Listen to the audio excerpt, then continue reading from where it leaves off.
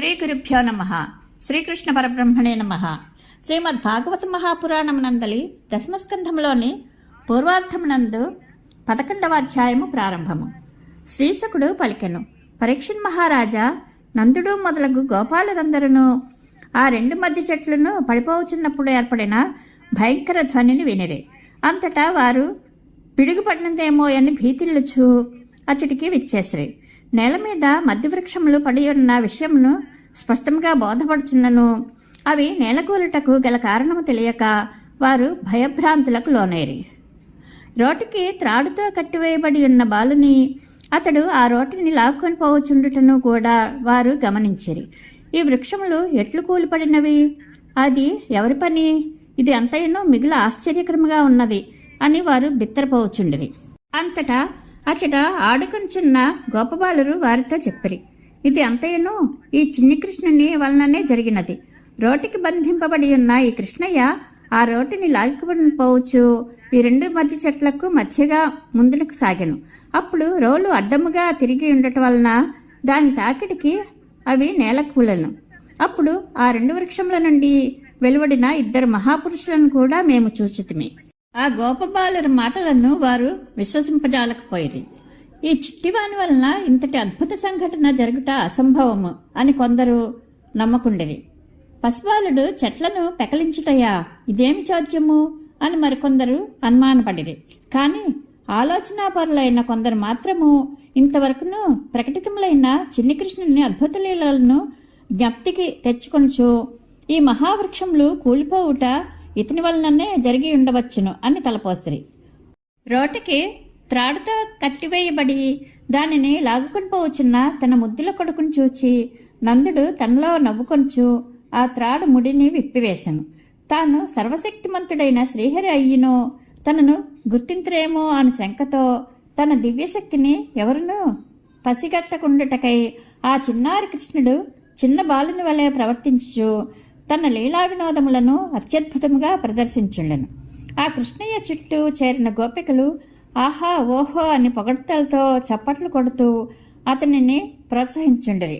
అప్పుడు ఆ కన్నయ్య ఒక అమాయకుని వలె ఒక మారు నాట్యం చేయుచుండెను, మరొక మారు పాటలు పాడుచు వారిని మురిపించుండెను. వారి ప్రశంసలకు ముగ్ధుడై చేతులు కన్నులు చమత్కారముగా త్రిప్పుచు ఒక కీలుబొమ్మ వలె వారికి వసుడై నృత్యములు నచ్చుచుండెను. గోపికలు అప్పుడప్పుడు పీటలను, తూనికరాళ్లను, కుంచము, తవ్వ వంటి కొలత పాత్రలను, పావుకోళ్లను తీసుకుని రమ్మని బాలకృష్ణుని ఆజ్ఞాపించుండిరి. వారి ఆజ్ఞలకు తల ఊపి ఆ చిన్ని కన్నయ్య వాటిని తన లేత భుజాలపై పెట్టుకొని మోయిలేని వాని వలె నటించుచు వంగి వంగి బరువుగా బుడిబుడి అడుగులు వేయుచు కడకు వాటిని తెచ్చి వారికి ఇచ్చిచుండును. ఒక్కొక్కప్పుడు ఒక మల్లుని వలె తన చిన్నారి భుజములను చర్చుచు తొడగొట్టుచు తన వారిని సంతోషపరచుండును. ఈ విధముగా భక్తవత్సలుడైన శ్రీకృష్ణ భగవానుడు తన బాల్య లీలలతో ముద్దుమురిపములను కురిపించుచు గోకులవాసులను ఆనందింపచేయుచుండెడివాడు. మరియు లోకములందు తన ఐశ్వర్యమును కృష్ణపరతత్వమును ఎరిగి ఉన్న వారికి తన భక్త పరాధీనతను ప్రదర్శించుండెడివాడు. పండ్లను అమ్ముకొనిడి పడతి అయ్యలారా పండ్లు కొనండో ఈ పండ్లు అని వీధిలో నిలబడి కేకలు వేయిచుండెను.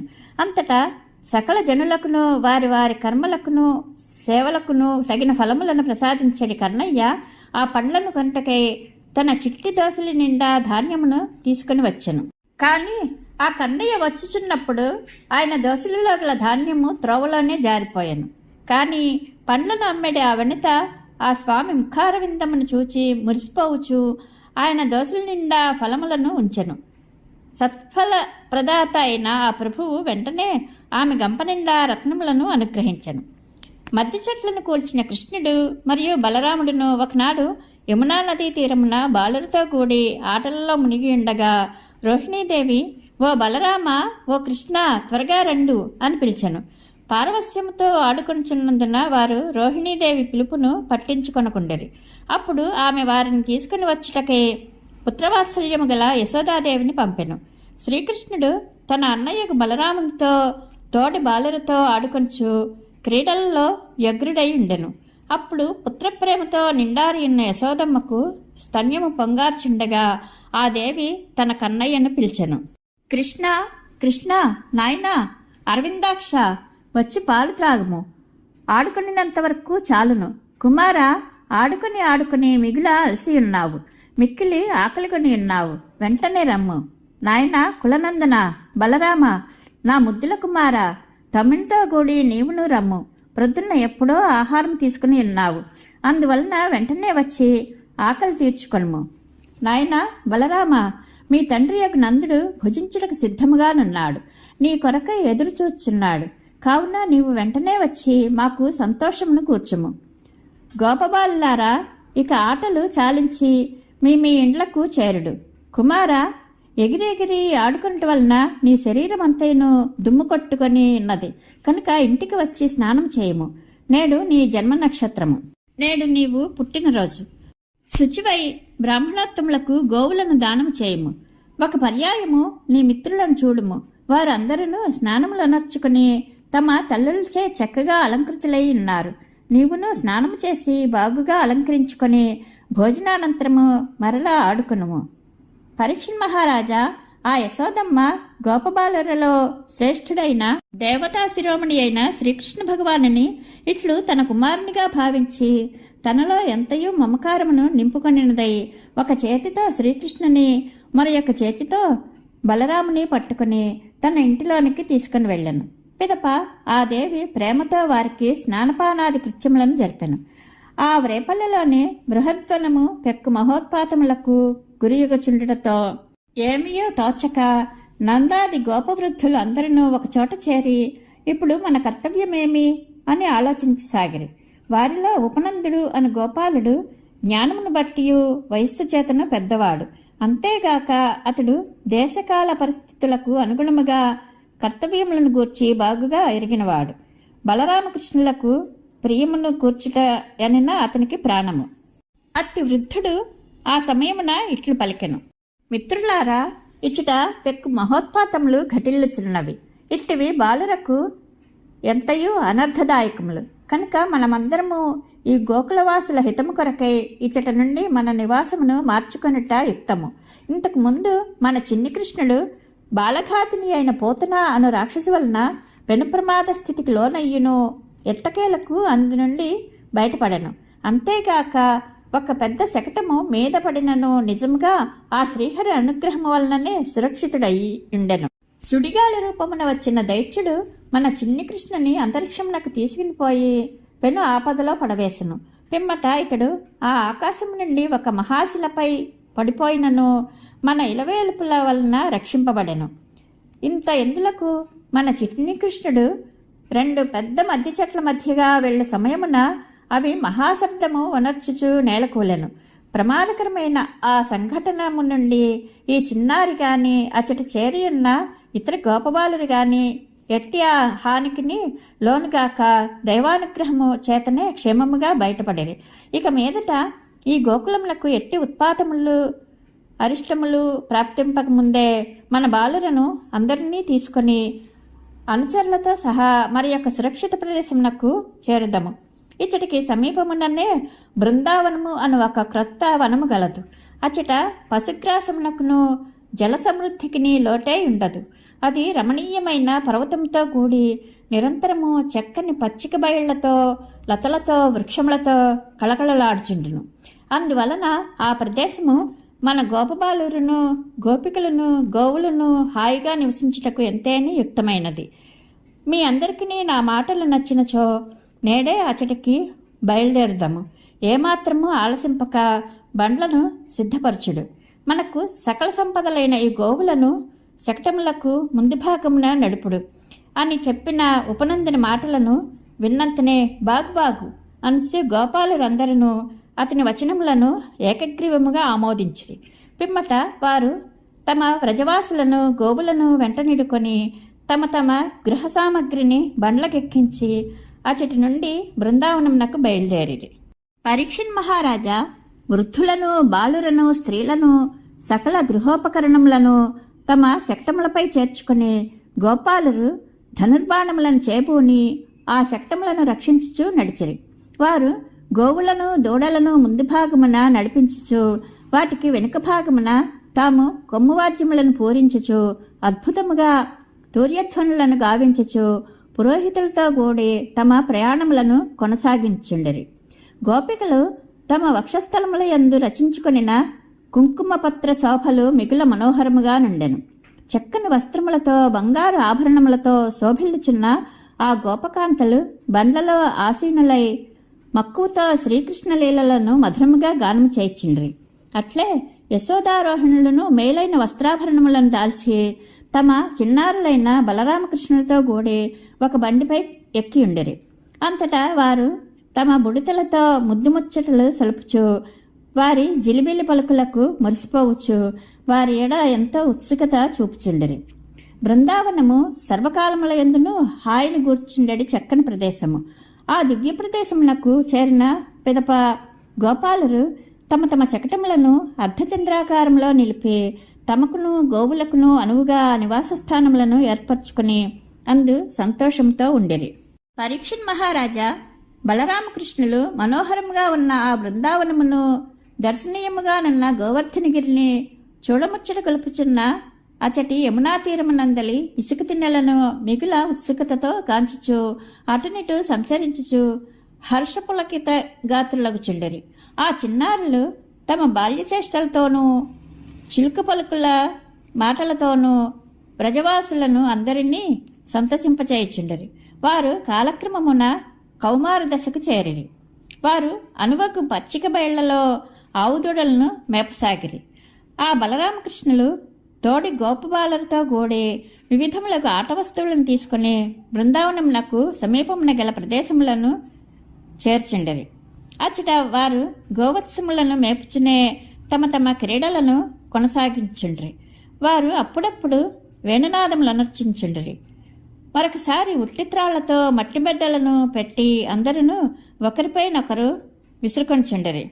ఇంకొకసారి కాళ్ళగజ్జలు గల్లు గల్లన మ్రోగుచుండగా కేరింతలు కొట్టుచు గంతులు వేయుచుండరి. మరొక చోట మోకాళ్లను అరచేతులను నేలపై మోపి ఆవుదూడల వలె సంచరించుండరి. కోడెదూడల వలె రంకెలు వేయిచు కీచులాడుకొంచుండ్రి. ఆటలలో భాగముగా నవ్వులాటకై పోట్లాడుకొంచుండ్రి. మయూరాది జంతువుల వలను వివిధములకు పక్షుల వలను అరచుచు వినోదించుండరి. ఈ విధముగా సర్వసమర్థులైన బలరామకృష్ణులు సాధారణ బాలుర వలె తోడివారితో చేరి క్రీడించుచుండ్రి. ఒకనాడు బలరామకృష్ణులు తమ మిత్రులతో కూడి యమునా నదీ తీరమునందు గల పచ్చిక బయళ్లలో ఆవుదూడలను మేపుచుండిరి. ఇంతలో ఒక రాక్షసుడు వారిని చంపదలిచి అచటికి వచ్చెను. ఆ రాక్షసుడు ఆవుదూడ రూపమును దాల్చి అచటి లేగల గుంపులో కలిసి తిరుగుట శ్రీకృష్ణుడు గమనించెను. వెంటనే అతడు ఆ విషయమును కనుసైగతో బలరామునకు తెలుపుచు తాను ఒక అమాయకుని వలె ఆ రాక్షసుని సమీపించెను. పిమ్మట కృష్ణప్రభువు దూడ రూపంలోనున్న రాక్షసుని యొక్క తోకను వెనుకవైపు గల కాళ్లను అందిపుచ్చుకుని గిరగిరా త్రిప్పి ఒక వెలగ చెట్టు మీదకి విసిరివేసెను. ఆ దెబ్బకు అతడు ప్రాణములను కోల్పోయాను. బరువైన ఆ కళేబర వేగమునకు పెక్కు వెలగ చెట్లను వాటితో పాటు ఆ కళేబరము నేలపాలాయను. ఆ దృశ్యమును చూచి గోపబాలురు అందరూ అబ్బురపడుచు భలే భలే అని కృష్ణుని కొనియాడుచు గంతులు వేయసాగిరి. అప్పుడు దేవతలను ఆ రాక్షసంహారమునకు సంతోషపడుచు పుష్పవర్షమును కురిపించిరి. సకల లోకరక్షకులైన బలరామకృష్ణులు ప్రస్తుతము ఆవుదూడలను మేపువారైరి. వారు చలిది అన్న మూటలను తీసుకొని గోవత్సములను మేపుచు అటునిటు విహరింపసాగిరి. ఒకనొక నాడు బలరామకృష్ణులు గోపబాలురు అందరూ తమ తమ దూడలకు నీరు త్రాపుటకై ఒక జలాశయమునకు చేరిరి. వారు ముందుగా ఆవు దూడలనే నీరు త్రాగించి పిదప తామును తమ దప్పికలను తీర్చుకొనిరి. ఆ బాలురు అచ్చట బలిష్టముగా నన్న ఒక అద్భుత ప్రాణిని చూచిరి. అది ఇంద్రుని వజ్రాయుధము ధాటికి కూలిపోయిన పర్వత శిఖరము వల్లే కనబడుచుండెను. దానిని చూచి వారు మిగుల భయకంపితులైరి. వారికి కనబడిన ఆ మహాప్రాణి బకుడు అను రాక్షసుడు. ఆ మహారాక్షసుడు బలిష్టమైన ఒక కొంగ రూపంలో అచ్చటికి వచ్చి వాడి అయిన తన ముక్కుతో క్షణంలో శ్రీకృష్ణుని ఒడిసి పట్టుకునేను. బకాసురుడు తన ముక్కుపుటముల మధ్య శ్రీకృష్ణుని చిక్కించుకుంటం చూచి బలరామాది గోపబాలురు నిశ్చేష్టులైరి. అప్పుడు వారు చైతన్యరహితములైన ఇంద్రియముల వలె ఒప్పారిని. జగత్ సృష్టికర్తయగు బ్రహ్మదేవునకు తండ్రి అయినను శ్రీహరి తన లీలలను ప్రదర్శించుటకై గోపాలబాలునిగా అవతరించెను. ఆ స్వామిని చంపివేయుటకై బకాసురుడు తన నోట ఖర్చుకున్నంతనే ఆ ప్రభువు యొక్క మహత్వముచే ఆ అసురుని దవడల మూలభాగమునయందు మంటలు చెలరేగెను. ఆ తాపమునకు తట్టుకొనలేక ఆ రాక్షసుడు కృష్ణుని వెడలగ్రెక్కెను. పిమ్మట బకాసురుడు తన ప్రయత్నమును వేడక మిగుల కుపితుడై తన ముక్కు కొనలతో చిన్ని కృష్ణుని చంపివేయుటకు మరలా ప్రయత్నింపసాగెను. శ్రీకృష్ణుడు తనను ముక్కుపుటలతో పొడిచి చంపుటకై విజృంభించి వచ్చుచున్న బకాసురుని ఒడుపుతో పట్టుకొనెను. అనంతరము తోడి బాలురందరూ చూచుండగా ఆ స్వామి హుంకారమనర్చుచు తన 2 చేతులతో ఆ బకాసురుని ముక్కుపుటములను దొంగగడ్డి పోచలను వలె అవలీలగా చీల్చివేసి అతనిని హతమార్చెను. ఆ దుష్ట సంహార దృశ్యముని గాంచి దేవతలు మిగులా సంతసించిరి. అప్పుడు సురలోకవాసులు నందనవనములందలి మల్లెలు మొదలగు పువ్వులను కొనివచ్చి ఆ కృష్ణప్రభుపై జల్లిరి. ఇంకను వారు ఢంకాలను మ్రోగించుచు శంఖములను పూరించుచు చక్కని ప్రశంసలతో ఆ స్వామిని కొనియాడిరి. ఆ దృశ్యమును చూచుచు గోపబాలురు మిగుల ఆశ్చర్యముతో ఆనందించిరి. ఎట్టి హానియు కలుగకుండా శ్రీకృష్ణుడు బకాసుని నోటి నుండి బయటపడి తమను చేరినంతనే బలరామాది గోపబాలురకు ప్రాణములు లేచి వచ్చినట్లయ్యను. అప్పుడు వారు చైతన్యమును పొందిన ఇంద్రియముల వలె తేజరిల్లేరి. వారు తమను చేరిన చిన్ని కృష్ణుని తనివి తీరా కౌగిలించుకుని ఆనందముతో పొంగిపోయారు. పిదప బలరామకృష్ణులు తక్కిన గోపబాలురు ఆవులను తోడలను తోలుకొని బృందావనమునకు చేరి జరిగిన సంఘటనను గూర్చి అచ్చటి వారికి సంతోషముతో తెలిపిరి. ఆ బకాసురుని వధను గురించి వినిన పిదప గోపాలులను గోపికలను తమ భాగ్యవశమున శ్రీకృష్ణుడు మృత్యుముఖము నుండి బయటపడినట్లుగా తలంచి ఎంతయో సంబరపడిరి. వారు తమను చేరిన చిన్ని కృష్ణుని చూచుచు అవధులు లేని ఆనందమును అనుభవించిరి. తమ కన్నయ్యను ఎంతగా తిలకించుచున్ననో వారి కన్నులకు తనివి తీరకుండెను. అప్పుడు వారు తమలో తాము ఇట్లు తలపోసిరి, అరెరే ఎంత ఆశ్చర్యము! మన చిన్నారిని మృత్యువు ఎన్నయో మారులు కబళింప చూచెను, కానీ దాని ప్రయత్నములన్నీను వమ్మైపోయెను. ఇతరులను భయకంపితులను గావించిన లోకకంటకులు ఈ చిన్ని కృష్ణుని ఎన్నెన్ని విధములుగానో హతమార్చుటకు పూనుకొనియో వారు ఎల్లరూ హతాశులై దుఃఖముల పాలైరి. ఇంతవరకును ఆ ఘోర రాక్షసులు మన చిన్నారికి ఎన్నయో రీతుల హాని తెలపెట్ట చూచినను వారి ప్రయత్నములు అన్నీ విఫలములే అయ్యను. మన చిన్ని కన్నయ్యను చంపదలిచి వచ్చిన ఆ దుష్టులెల్లరూ అగ్నిలో పడిన మిడతల వలె నశించిరి. బ్రహ్మవేత్త యొక్క వచనములు ఎన్నటికీ అసత్యములు కానేరవు. మహానుభావుడైన గర్గమహాముని కృష్ణ భగవానుని గూర్చి నుడివిన మాటలు తథ్యములగుచుండటయే అందులకు ప్రబల నిదర్శనము. ఈ విధముగా నందుడు మొదలగు గోపబాలురు బలరామకృష్ణ లీలావృత్తాంతములను గూర్చి సంతోషముతో సంభాషించుకొంచుండిరి. ఆ తన్మయత్వములో వారు తమ సాంసారిక క్లేశములను అన్నింటినీ పూర్తిగా మర్చిపోయిరి. బలరామకృష్ణులు గోపబాలులతో కూడి దాగుడు మూతలాడుచుండిరి. అప్పుడప్పుడు ఉత్తుత్తి సేతుబంధన క్రీడలను నడుపుచుండిరి. అట్లే కోతుల వలె గంతులు వేయుచు చెట్లపైనను ఆడుకొంచుండ్రి. ఈ విధముగా వారు ఈడునకు తగిన క్రీడలతో తమ కౌమార వయస్సును హాయిగా ఆటపాటలతో గడిపిరి. ఇది శ్రీమద్ భాగవత మహాపురాణం నందలి దశమస్కంధములోని పూర్వార్థమునందు 11వ అధ్యాయము సంపూర్ణము. శ్రీకృష్ణానుగ్రహ ప్రాప్తిరస్తు. శుభం భూయాత్.